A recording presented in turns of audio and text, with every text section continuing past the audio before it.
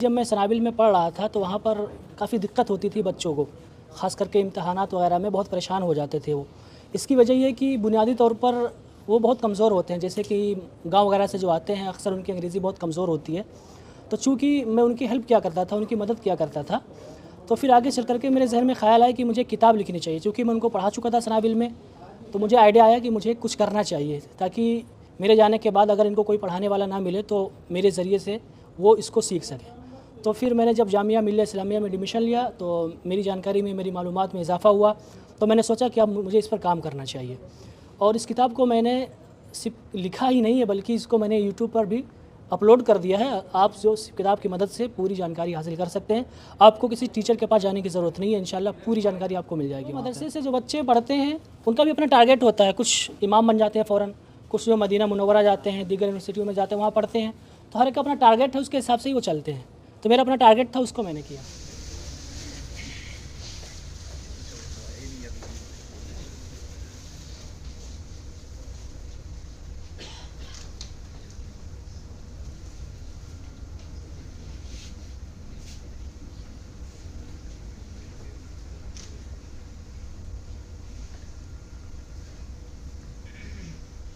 अस्सलामु अलैकुम वरहमतुल्लाहि वबरकातुहू। अल्हम्दुलिल्लाह वस्सलातु वस्सलामु अला रसूलिल्लाह, अम्मा बाद। मेरा नाम हबीब है। मेरा ताल्लुक़ ज़िला सिद्धार्थनगर में एक गांव है डुमरियागंज, वहाँ से है। और मैंने इब्तदाई तालीम अपनी डुमरियागंज के एक मदरसे से हासिल की थी जिसका नाम है मदरसा अबू बकर सिद्दीक़। उसके बाद फिर मैंने जामिया कुल्लियतुस सफ़ा शरिया जो कि डुमरियागंज में एक मदरसा है वहाँ से हिफ्ज़ किया। उसके बाद फिर मैंने जामिया इस्लामिया सनाबिल का रुख किया, यहाँ पर मैंने अपनी फ़जीलत की डिग्री हासिल की। उसके बाद फिर मैंने जामिया मिल्लिया इस्लामिया में दाखिला लिया, यहाँ से मैंने ग्रेजुएशन किया और अल्हम्दुलिल्लाह इस साल मेरा मास्टर हो जाएगा। आपने गोल्डन इंग्लिश बुक लिखी है, उसके बारे में थोड़ा सा बताइए, क्या है, कैसे मतलब लिखने का आपके जहन में आया? गोल्डन इंग्लिश ये मैंने इसके बारे में बहुत पहले ही से सोच रखा था। इसकी वजह यह है कि जब मैं सनाबिल में पढ़ रहा था तो वहाँ पर काफ़ी दिक्कत होती थी बच्चों को, ख़ास करके इम्तहानात वगैरह में बहुत परेशान हो जाते थे वो। इसकी वजह यह है कि बुनियादी तौर पर वो बहुत कमज़ोर होते हैं, जैसे कि गांव वगैरह से जो आते हैं अक्सर उनकी अंग्रेज़ी बहुत कमज़ोर होती है। तो चूँकि मैं उनकी हेल्प किया करता था, उनकी मदद किया करता था, तो फिर आगे चल करके मेरे जहन में ख़्याल आया कि मुझे किताब लिखनी चाहिए। चूँकि मैं उनको पढ़ा चुका था सनाबिल में, तो मुझे आइडिया आया कि मुझे कुछ करना चाहिए ताकि मेरे जाने के बाद अगर इनको कोई पढ़ाने वाला ना मिले तो मेरे ज़रिए से वो इसको सीख सकें। तो फिर मैंने जब जामिया मिल्लिया इस्लामिया में एडमिशन लिया तो मेरी जानकारी में, मेरी मालूमात में इजाफ़ा हुआ, तो मैंने सोचा कि अब मुझे इस पर काम करना चाहिए।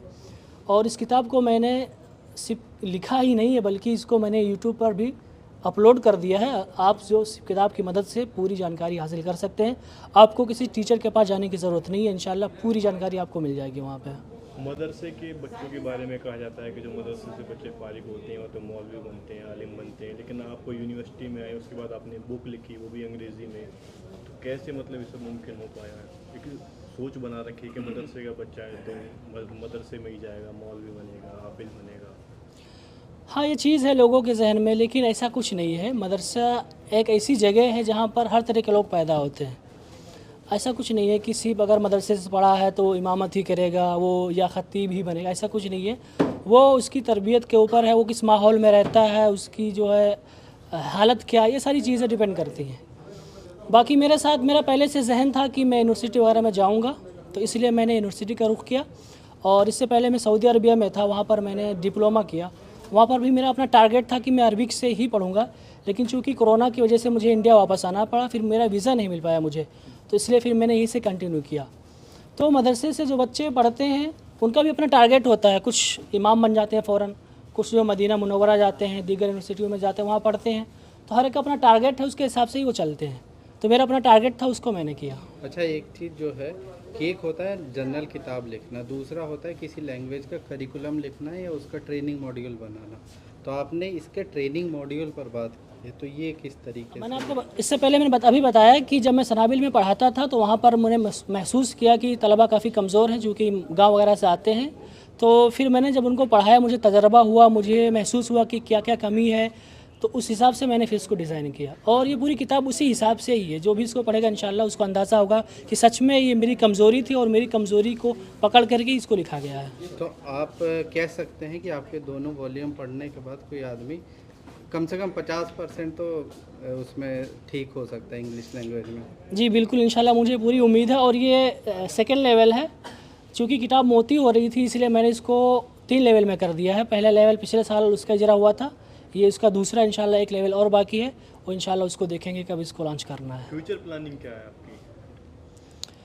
फ्यूचर में मैं इंशाल्लाह PhD करूँगा। उसके बाद अगर मुझे अल्लाह ताला मौका देता है तो मैं किसी यूनिवर्सिटी वगैरह में या कहीं पर भी टीचिंग करूँगा। मेरा टारगेट टीचिंग का ही है। क्रेडिट किसको दोगे ये बुक लिखने का? ये कहाँ से आया? ये क्रेडिट सबको जाता है जिन लोगों ने मेरी परवरिश की, मेरे पेरेंट्स, मेरे माँ बाप, और फिर मदरसे के जो मेरे असातिज़ा किराम हैं डुमरियागंज के, मदरसा अबू बकर सिद्दीक़ के, फिर इसी तरह से सनाबिल के जो मेरे असातिज़ा थे उन्होंने मुझे मौका दिया, जामिया मिल्लिया इस्लामिया के असातिज़ा, उन्होंने काफ़ी मेहनत की मेरे पीछे, तो सबको क्रेडिट जाता है। मदरसे का कितना योगदान है? मदरसे का पूरा योगदान है, इसमें कोई शक नहीं है कि सनाबिल में सारी चीज़ें दी गई, वहाँ पर सहूलियात बहुत अच्छी है माशाल्लाह। हर चीज़ की जो आज़ादी है पढ़ने लिखने के लिए, आज़ादी का मतलब जो ज़रूरी चीज़ें हैं, और वहाँ पर काफ़ी मुझे मौका मिला फलने फूलने का, तो फिर क्रेडिट वहीं को जाता है।